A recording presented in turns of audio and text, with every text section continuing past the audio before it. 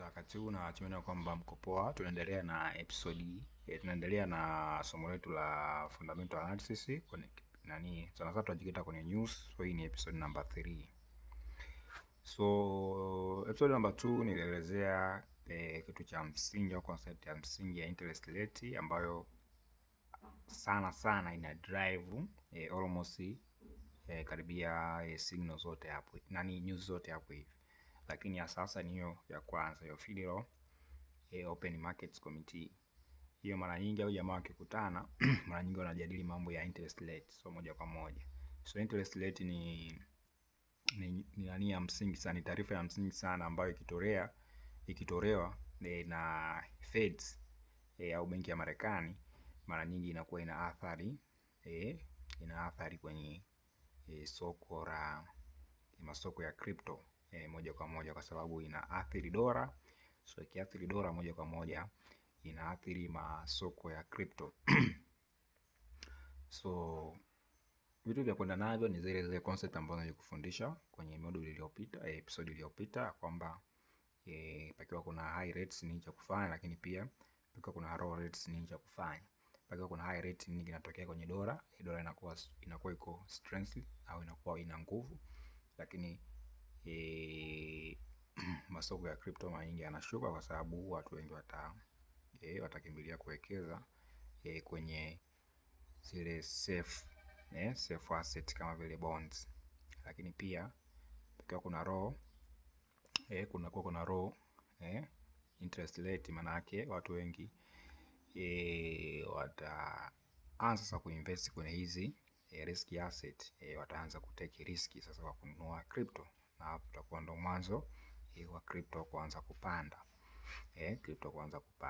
Wakati huo dola itakuwa iko weekend au itakuwa iko wika hivyo. So inapokuwa hivyo, so moja kwa moja leo nitakupitisha kwenye kila news hapo, hizo baadhi za news ambazo nimeziorodhesha hapo na impact zake kwenye masoko ya crypto. Tukianza ni ya kwanza ambayo ni FOMC. So FOMC tunasema hii ni Federal Open Markets Committee, kifupi chake ndio nimesema ni FOMC, ambayo hii ni kama kamati fulani hivi ambako huwa wanakutana. So wakikutana jamaa waga wanapiga kura kuhusiana na viwango vya riba au interest rates. Kuna vitu vinaitwa dovish na hawkish, kama sijakosea kwa vitamka. Sasa hapo kuna makundi mawili ya watu ambao wanataka aidha riba iongezeke au riba ifanyaje, riba ipungue. So hao jamaa wakipiga kura hapo, matokeo yake wanaya-announce kwenye hiyo FOMC. So waki-announce hapo, baada ya ku-announce ndio tutajua sasa kama riba ni kubwa, wamependekeza riba kuipandisha au riba kufanyaje, kuishusha. So kama nilivyoelezea kwamba riba ikipandishwa nini kinatokea na riba ikishuka nini huwa kinatokea. So utapitia vizuri kwenye module iliyopita ambayo nimeelekeza vizuri kabisa. So kuna watu ambao watapendekeza kupandisha interest rates, interest rate kama nilivyosema hivyo, so sitaki kuelezea sana. So kuna kitu ambacho kinaitwa CPI au ni mambo ya inflation. So inflation maana yake ni kama mfumuko wa bei. Hapa tunaongelea mambo ya gharama za maisha. Sana sana hapa ni kwa watu wa Marekani. Gharama za maisha kwa watu wa Marekani moja kwa moja huwa zinaathiri dola. Hizo taarifa zikitolewa moja kwa moja zinakuwa zinaathiriwa na nini, na dola. So CPI au kwa kirefu chake inaitwa ni Consumer Price Indices. So CPI ikiwa juu au inflation ikiwa juu, inaonyesha Fed maana yake watakuwa wameongeza interest rate. Mara nyingi Fed wanakuwa wameongeza interest rate. So pakiwa kuna high inflations, pakiwa kuna high interest rate, pakiwa kuna high interest rate maana yake USD inakuwa iko strong. Kwa kinachotokea nini? Crypto hushuka, crypto markets hushuka. So just like inakuwa short and clear hiyo. Lakini ya pili tunasema ni PPI. PPI ni Producer Price Indices. So inamaanisha hawa jamaa wanaodharisha, wadharishaji bei za watu wanaozalisha, aidha kama ni bidhaa au product. Sasa hii PPI ikiwa ni high, PPI ikiwa ni high, sema sana sana PPI inakuwa inahusianisha na mambo ya CPI. Manake bei za wazalishaji zitategemea na bei za watu wanaofanyaje, wanaotumia hawa consumer, hawa consumers. So CPI ikiwa ikipanda, yani PPI ikiwa high, inaashiria CPI itapanda. Kama itapanda kwa muda huu, manake muda unaofuatia au muda wa baadaye CPI itafanyaje, itapanda. Lakini hivyo hivyo nasema kwenye market tuna anticipate rate hike. Hapa sasa tunasema USDT itafanyaje? USDT itapanda, USDT itapanda, USD value itakuwa iko high, lakini crypto zitakuwa zinashuka. Lakini hivyo PPI ikiwa ni low inaonyesha inflation inapungua. So inflation ikiwa low, maana yake interest rate inakuwa ni low na USD itakuwa weaken na crypto zitapanda. Lakini news ya 4 waga tunasema ni unemployment rates. Sasa unemployment rate maana yake inaonyesha hali ya ajira, yani watu ambao hawana kazi. Watu ambao wanakuwa hawana kazi. Sasa unemployment rate maana yake hizi ni taarifa ambazo zinatolewa zikionyesha kwamba watu ambao wanakuwa hawana ajira kule Marekani. Sasa unemployment ikiwa iko high, maana yake economics inakuwa ni weak, maana yake watu wengi wanakuwa wako jobless. Watu wengi wanakuwa ni jobless, hawana kazi, hawazalishi, hawaingizi kipato. Hawaingizi kipato. So ikiwa katika hiyo namna, maana yake Fed huwa wanapunguza rates au wanapunguza interest rate. So akipunguza interest rate, kinachotokea ni dola itashuka thamani, gharama za maisha zitakuwa chini, lakini pia crypto zitapanda. Lakini unemployment rate ikiwa iko low, maana yake watu wengi wanakuwa wana kazi. Sasa watu wengi wakiwa na kazi, maana yake uzalishaji utakuwa ni mkubwa na serikali itapata pesa kupitia mambo ya kodi na vitu kama hivyo. So ikitokea hivyo, maana yake economies itakuwa iko strong, maana yake uchumi utakuwa na nguvu. Lakini pia Fed wanaongeza rates au interest rates. Kwa wakiongeza rates au interest rate, kinachotokea nini? USD itakuwa strength, itakuwa ina nguvu, lakini pia crypto zitashuka. Zitashuka. Lakini news ya mwisho inaitwa non-farm payroll. Sasa hii inakuwa inaonyesha kiwango cha ni rate ambayo inakuwa inatolea ikionyesha watu, inakuwa inaonyesha mambo ya ajira mpya. Sasa hizi ajira mpya, idadi ya mpya za ajira zilizoongezeka Marekani, lakini isipokuwa mambo ya kilimo, yani ajira kutokana na mambo ya kilimo. So kuna ajira lakini isipokuwa kilimo. Kwa hii NFP kama nilivyosema, non-farm payroll inaonyesha idadi ya ajira mpya zilizoongezeka Marekani, isipokuwa isipokuwa kilimo. So hii hutoka kila mwezi Ijumaa ya kwanza ya mwezi. Sasa kwa nini NFP ni ya muhimu sana? Kwa nini NFP ni ya muhimu sana? So hii waga inaonyesha afya ya uchumi wa Marekani. Afya ya uchumi wa Marekani, lakini pia inakuwa ina athari moja kwa moja kwenye manunuzi ya maamuzi ya Federal Reserve au benki ya Marekani. Hizo waongeze rates au wapunguze rates, lakini pia inakuwa ina impact kubwa sana kwenye mambo ya either USD iwe strengthened au iwe weak, na mwisho wa siku inakuja kwa athari moja kwa moja masoko ya crypto.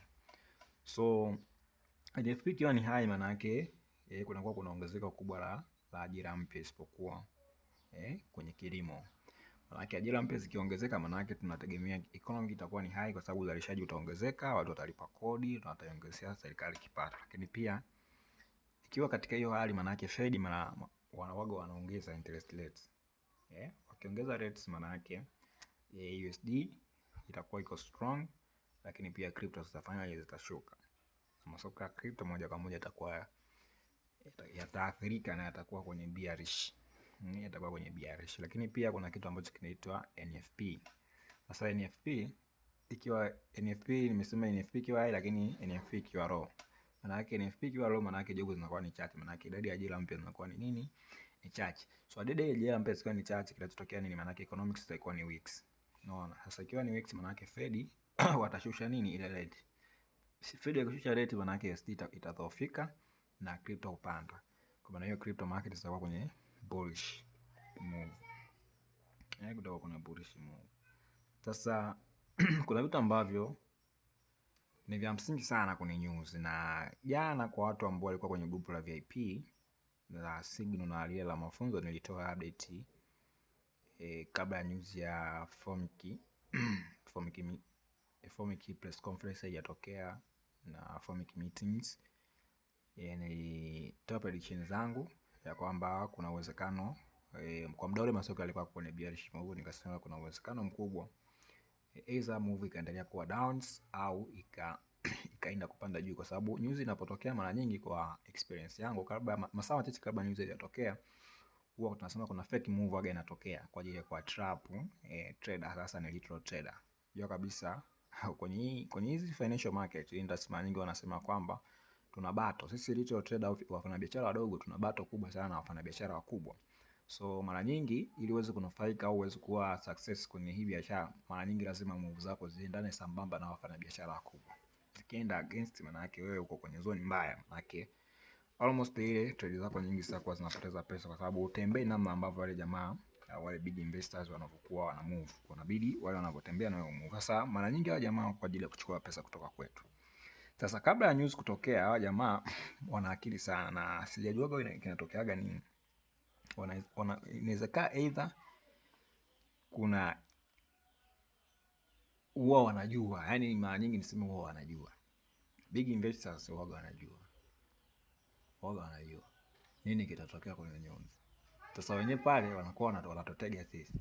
So mara nyingi masaa machache kama nilivyosema, kuna kitu ambacho waga kinaitwa ni kama manipulation, kwamba soko linaweza likaenda uelekeo fulani ambao sio kabla ya news, then baadaye baada ya news kutokea wakahunt stop loss zetu, wakafanya mambo ya liquidity grabs, then soko baadaye linaenda kwenye uelekeo ambao ni wa kwetu.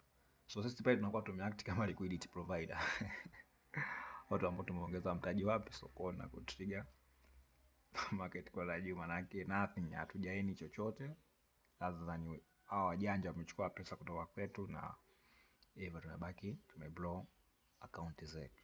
So vitu gani vya msingi ambavyo unatakiwa ufanye wakati kabla hizi news ambazo unajua zina high impact kabla hazijatokea?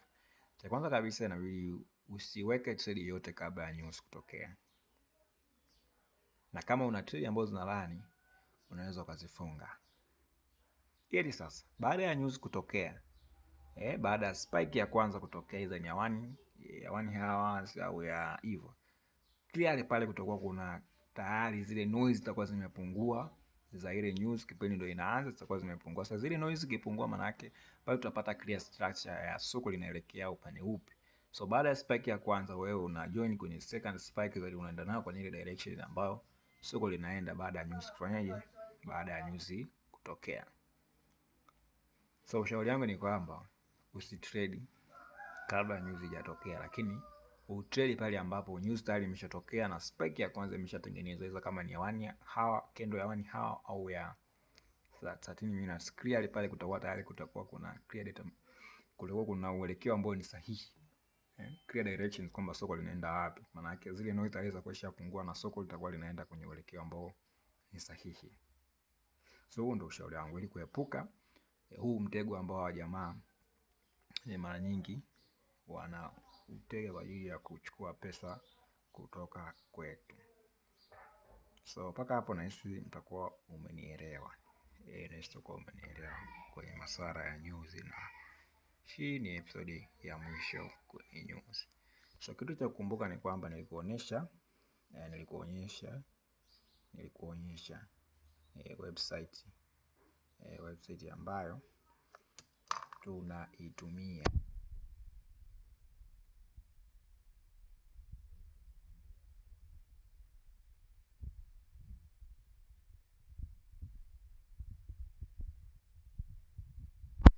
lakini kwa kirefu inaitwa ni Forex Factorial. Sasa hii moja kwa moja hii ni ya watu wa Forex, lakini sisi tunaitumia kwa sababu tunakuwa tunataka tuangalie news au taarifa ambazo zinakuwa zinaathiri USDT au United States dollar, na sio currency nyingine sio currency nyingine. So hapo unaweza kaona leo ni tarehe 19 kama inavyoonyesha hapa hivi.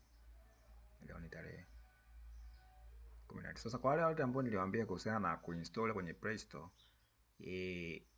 ukifungua website wako kuna notification kama hii inakuja. Inaona imetoka, inakuja kudownload. Kwa ukifungua ukaingia ukaona hiyo notifications ya kudownload, hebu click then download. Maana kwa Play Store kule ni jana tulijaribu kuangalia, lakini sikupata kitu ambacho nilikuwa nakihitaji.